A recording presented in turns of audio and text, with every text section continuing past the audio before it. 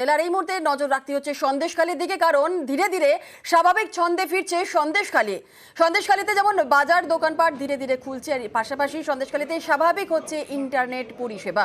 সন্দেশখালীর বাজার দোকানপাট খোলাই রয়েছে। আমাদের সঙ্গে রয়েছেন আমাদের প্রতিনিধি অনুপ চক্রবর্তী। সরাসরি চলে যাব সন্দেশখালীতে, অনুপের কাছ থেকে একটু জেনে নেব যে স্বাভাবিক ছন্দে ধীরে ধীরে ফিরছে। কাল তো সরস্বতী পুজোর আগের দিন বাজারঘাট যেমন খুলছে, ইন্টারনেট পরিষেবাও খুলে গেছে, স্বাভাবিক হয়েছে। কি ছবি সকাল থেকে দেখছো?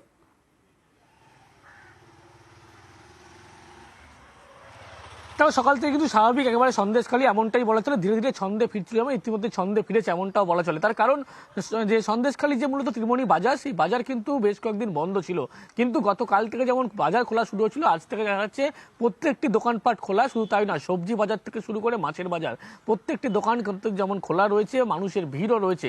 অর্থাৎ রাত পরে যে সরস্বতী পুজো আছে সেরকম কিন্তু একেবারে স্বাভাবিক যেমন ছন্দে ফেরা, সেই ছন্দে কিন্তু সন্দেশখালী যে ফিরছে এমনটাই কিন্তু স্পষ্ট সেই চিত্র লক্ষ্য করা যাচ্ছে। অন্যদিকে দুদিনের বেশি যে ইন্টারনেট পরিষেবা বন্ধ ছিল, প্রায় 3 দিন, সেক্ষেত্রে আজকে থেকে ইন্টারনেট পরিষেবাও চালু করা হয়েছে। অর্থাৎ মানুষজনের যে সমস্যা ছিল একাধিক, সেই সমস্যাও কিন্তু তাদের ইন্টারনেট পরিষেবা বন্ধের জন্য পড়তে হচ্ছিল এমনটা জানাচ্ছে। কিন্তু যে সমস্ত দোকান আছে সেই সমস্ত দোকান ইন্টারনেট ছাড়া কিন্তু কাজ হয় না, সেক্ষেত্রে তাদের দোকান বন্ধ রাখতে হয়েছিল। কিন্তু যেহেতু তারা জানাচ্ছে অনেক কাজ জমে গেছে, ফলে কাজের পরিমাণও কিন্তু বাড়বে। যেহেতু ইন্টারনেট পরিষেবা চালু হয়েছে সেক্ষেত্রে তাদের অনেকটাই সুবিধা হলো। তারই পাশাপাশি সল্টলেকে যে পাশাপাশি দেখা যাচ্ছিল অন্যদিকে যে ফেরিঘাট ধামাখালির দিক থেকে শুরু করে একেবারে সন্দেশখালীর যে ফেরিঘাট, সেই ফেরিঘাট থেকে লক্ষ্য করলে দেখা যাবে ত্রিমণি বাজার থানার সামনে প্রত্যেক জায়গায় জনজীবন একেবারে স্বাভাবিক এমনটাই বলা চলে। যদি ছবি দেখায়, একেবারে সন্দেশখালী থানার সামনে আমরা আছি। সন্দেশখালী থানার সামনে কিন্তু অন্যবার যেভাবে পুলিশ অন্যদিন লক্ষ্য করা যায়, আজকে কিন্তু সেভাবে পুলিশের সেই অ্যারেঞ্জমেন্ট নেই। কিন্তু পুলিশ মোতায়েন করার জন্য নতুন করে কোনো অশান্তি না হয়, কিন্তু স্বাভাবিক যে ছন্দে ফিরেছে সন্দেশখালী এমনটাই বলা চলে। রাস্তাঘাটে যদি ছবি দেখায় সেক্ষেত্রে কিন্তু অন্য দিনের থেকে একেবারে সম্পূর্ণ আলাদা চিত্র। সামনের যে দোকান, সেই দোকানও যেমন খোলা রয়েছে। অর্থাৎ বলা যায় সন্দেশখালী যে স্বাভাবিক ছন্দে ফিরেছে এমনটা কিন্তু সকাল থেকে সেই চিত্র লক্ষ্য করলেই বোঝা যাবে।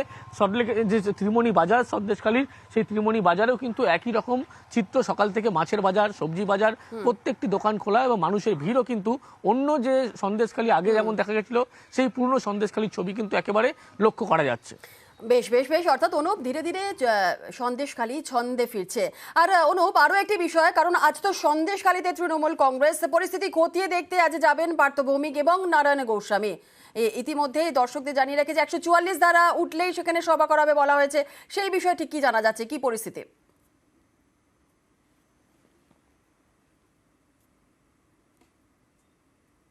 পার্থভূমি মন্ত্রী, অন্যদিকে যে জেলার যিনি দায়িত্বে আছেন নারায়ণ গোস্বামী বিধায়ক, তারা কিন্তু আজকে সন্দেশখালীতে আসার কথা এবং সন্দেশখালী তারা পরিদর্শন করার কথা। সন্দেশখালীর কি ভয়াবহ পরিস্থিতি হয়েছিল সেই কারণে, যদিও পুলিশের পক্ষ থেকে আদৌ তাদের গ্রামে আজকে তাদেরকেও ঢুকতে দেওয়া হবে কিনা এই সমস্ত বিষয় কিন্তু পরবর্তী ক্ষেত্রে জানতে পারা যাবে। দুপুরে 1:30টার পরে তারা আসবেন। এর আগে যখন বিজেপির পক্ষ থেকে কিন্তু সন্দেশখালী যখন আসতে চাওয়া হয়েছিল, অন্যদিকে সিপিএমের পক্ষ থেকে মীনাক্ষী মুখার্জি তিনি আসতে চেয়েছিলেন, বাধা দেওয়া হয়েছিল। কিন্তু আজকে তৃণমূলের প্রতিনিধি দল তারা কিন্তু সন্দেশখালীর যে বর্তমান পরিস্থিতি তার জন্যই কিন্তু আসবেন, এমনটা দুপুর 1:30টার পরে খবর। যদিও পুলিশের পক্ষ থেকে তাদেরকে সন্দেশখালী পর্যন্ত পৌঁছতে দেওয়া হয় কিনা সেদিকে কিন্তু নজর অবশ্যই থাকবে। কিন্তু আজকে যে চিত্র লক্ষ্য করা যাচ্ছে, যেহেতু স্বাভাবিক ছন্দে ফিরেছে সন্দেশখালী, মনে করা হচ্ছে কোথাও গিয়েও কিন্তু যে প্রতিনিধি দল আসছে তাদেরকে না আটকিয়ে একেবারে সন্দেশখালীর কাছে তাদের আসতে যেতে হতে পারে।